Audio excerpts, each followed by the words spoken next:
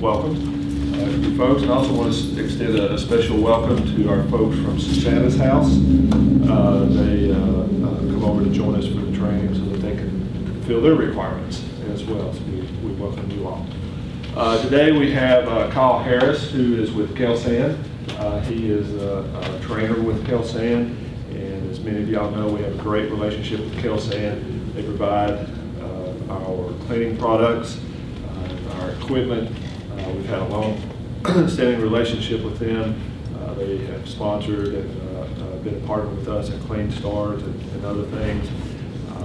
So always a great relationship that we've had. Okay, so my name's Kyle Harris. My official title is a branding specialist with Kelsan. I represent our private exclusive brands, Bright Solutions being one of them, a couple of newer ones that you may not be familiar with, Bear Paper Products and Sackett Can Liners. And then I also do a lot of our in-service and trainings like this one. We really enjoyed our relationship with Carm. Now come on in. Part of our goals really is not just providing you supplies and products, but also to partner with you and help you accomplish all of your goals. So this annual training is an example of that. As David said, it's also required by law, so it's good that you guys follow that. You'd be surprised at how many people don't. So thank you for being here, really appreciate it. A couple of topics we're going to touch on today. The first one being bloodborne pathogen. I just left this up from the first session. You'll have to excuse my handwriting. I am a lefty. I'm notoriously bad for that. Also did find out today is National Left-Handed Day. Yes. So, congratulations. Thank you. So the first one we're going to touch on is bloodborne pathogens.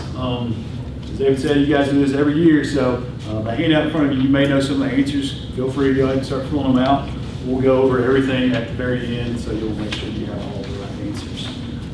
So first off, anybody know what a bloodborne pathogen is? So I get a definition.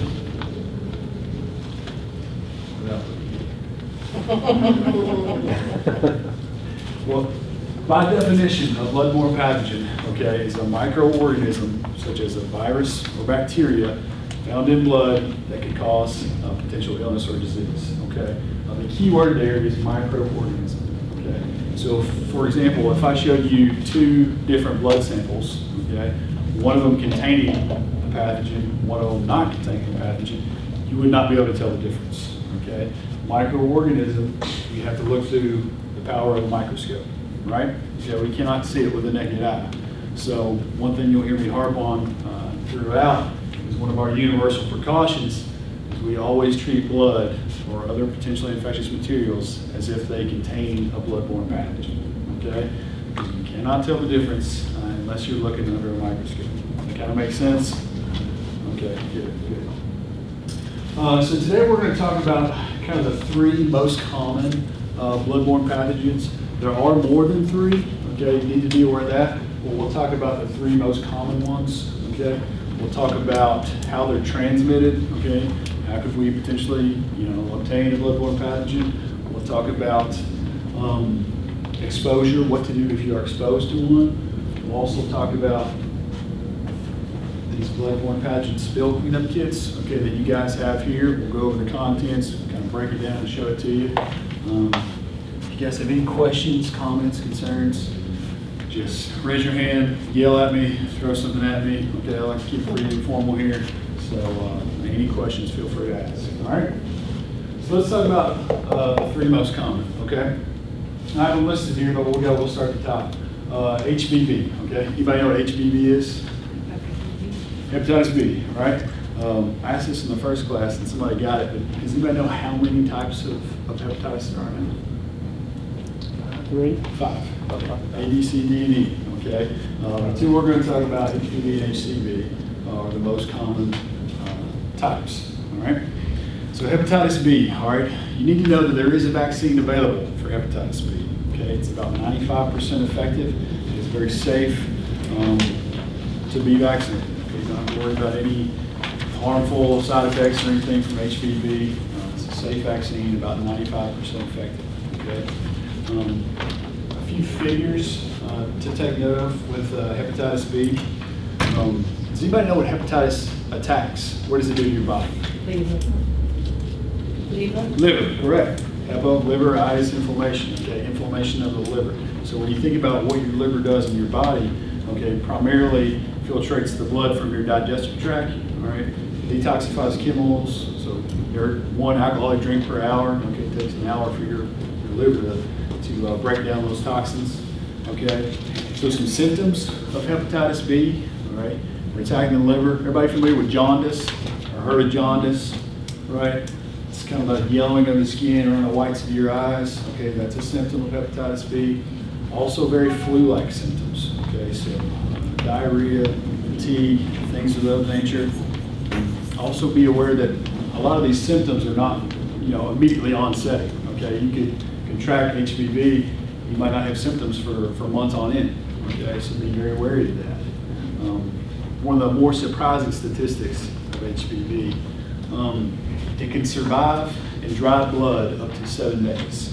Okay, so when you think about cleaning up blood spills, we always want to deal with those immediately. Okay, immediately, as soon as possible. All right, it's not one of those situations where if you walk, in a restroom and there's a blood spill or something, and it's almost lunchtime. Maybe I'll deal with that when I get back. Never want to do that. Okay, particularly when you hear that HBV can survive in dry blood for up to a week. So it's kind of eye-opening. Some other figures. Currently, about 1 million people living with HBV in the United States. Approximately 40,000 new cases every single year. All right. We talked about the symptoms. There is a vaccine available, but it can be fatal. Okay. It'll still kill about 5,000 people annually. Okay. Any questions, comments on HBV? Okay. We'll go on to the deadliest of the bloodborne pathogens. Okay. HCV. All right. Hepatitis C. All right. Again, the symptoms are going to be very much similar to that of HBV. Okay. Again, we're attacking the liver, so you may get jaundice. You'll get the flu-like symptoms. Okay. Fatigue, diarrhea, nausea, those types of things. One of the more surprising things about HCV, okay, is there's currently probably about 4 million people with HCV in the United States. 25% are undiagnosed. Okay, so when you're thinking about how many different types of people coming in and out of your doors, okay, it's kind of eye-opening, right? 25% of the people that have HCV don't even know it. Okay, so think about that. All right, you guys get a lot of traffic in your facilities. Somebody might just think they get sick all the time, right? They're saying, I can't keep this cold, or it seems like I always get the flu. Okay, some of these are undiagnosed. Okay, so always be cognizant of that. There is no vaccine for HCV. No vaccine available. They were talking about earlier session that they have some type of a cure now. I don't know if it's a shot, a series of shots for HCV. I wasn't aware of that. I just know there is no vaccine available. Okay, so be cognizant of that as well. Again, about 4 million people living with HCV in the U.S., and it will kill upwards of 16,000 people annually. Okay, 16,000 people. A lot of people are kind of surprised that HCV has surpassed HIV, and that it kills more. Okay, so we'll talk about HIV. Anybody know what HIV is? Stands for? Immunodeficiency virus.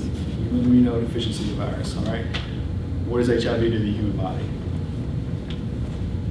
Weakness. Attacks your immune system, right? Yes. Immunodeficiency, right? Attacks your immune system, okay? Like it's on the board here, HIV leads to AIDS, right? Acquired immunodeficiency. Okay, this is what your immune system is what helps you, keeps you healthy, all right? It's your ability to fight off, common cold, maybe pneumonia, sicknesses like that.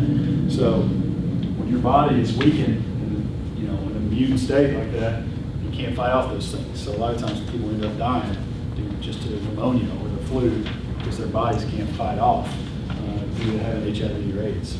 Okay, HIV will kill about 14,000 people a year. Okay, which is, when you think about it, big picture is way down than what it used to be.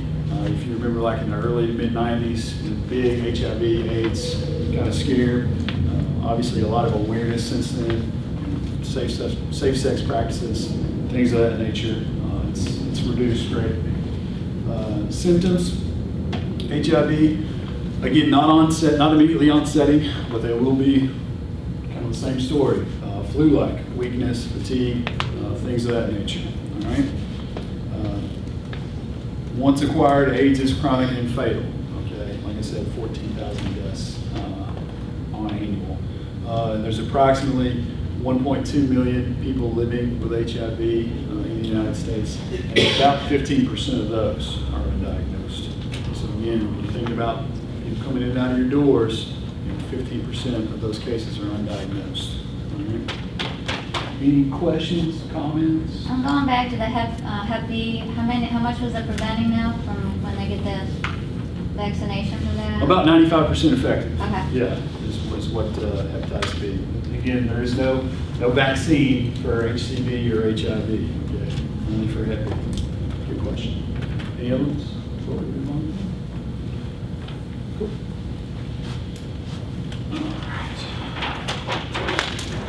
So, the name of the training is bloodborne pathogen, but you also got to be aware that some of these things can live in other things other than blood, okay?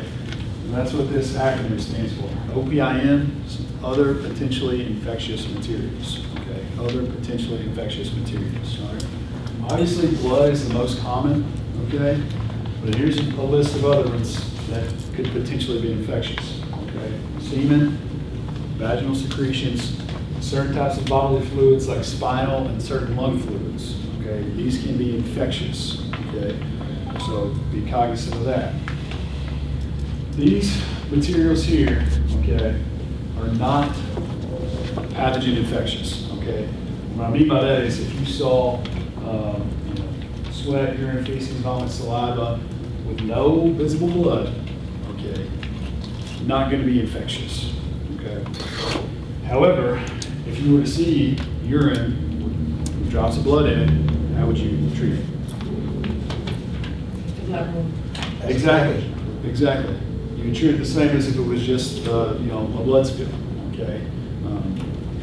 Even if you want to be extra careful, extra safe, certainly there's no harm against that. If you see those, you can always treat it as if it's infectious, okay? Just to be on the safe side, there's absolutely nothing wrong with that, all right?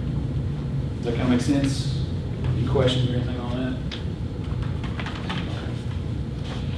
All right, so how can we contract this stuff? How does this stuff get in our bodies? Okay, there's two main ways of transmission with bloodborne pathogens. Okay, the first is going to be on any open wounds or broken or damaged skin. Okay, broken or damaged skin. So if everybody take just a second and look at your hands, kind of give them a once over on both sides. I always ask this at every class like this. Today mine are pretty good. I only see maybe one or two spots of broken or damaged skin, but does anybody have just like little cuts or something? Maybe got a blister or something? All right. Those are avenues for entry for bloodborne pathogens. Okay. I was doing this class at a nursing home about a month ago or so, and one of the nurses there, she had a friend that actually contracted hepatitis B through damaged skin on her hands. Okay, so think about that. All right, it doesn't have to be a huge gaping open wound. Okay, it can be damaged skin, maybe a blister or something like that. All right, so that's number one way of transmission. Second way, okay, is through our mucous membranes. All right, everybody know what your mucous membranes are? Nose, Eyes, nose, mouth. Okay, that's another way. Okay, they can enter through that way. All right, so these are your two ways of transmission. Okay.